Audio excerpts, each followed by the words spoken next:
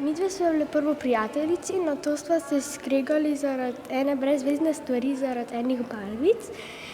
Pa sva se skregale in pol sva midve bile skregane vsaj kakšen teden, dva. Potem, ko sva se pa skregali, sva se pa odločili, da bi rešili spor in sva šli potem na mediacijo.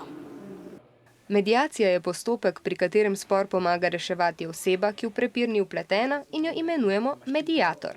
Vrstniška mediatorja vedno delujeta v paru, če je primer zahteven, pa sodeluje tudi mentor. A mediacija je vedno zaupna. Vse, kar se tukaj pogovarjamo, bo tukaj noter ostalo. In tega ne bomo pač ven razlagali.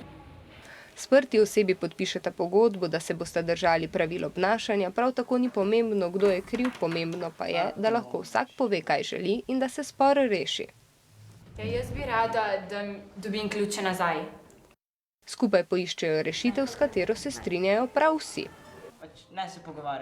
Za pot do rešitve je včasih potrebnih le 5 minut, včasih pa se je treba srečati večkrat. Sorry, prosti. Anika in Talija sta se dogovorili hitro in pomoč vrstniških mediatorjev jima je všeč. Zaradi tega, ker lahko ti pomagajo, da nisi skregan in da nimaš tega občutka, kaj si narobe naredil. Zadovoljna sem zaradi tega, ker sva lahko že spet prijateljici in če je kaj narobe, lahko pristopim k njej in mi ona pomaga.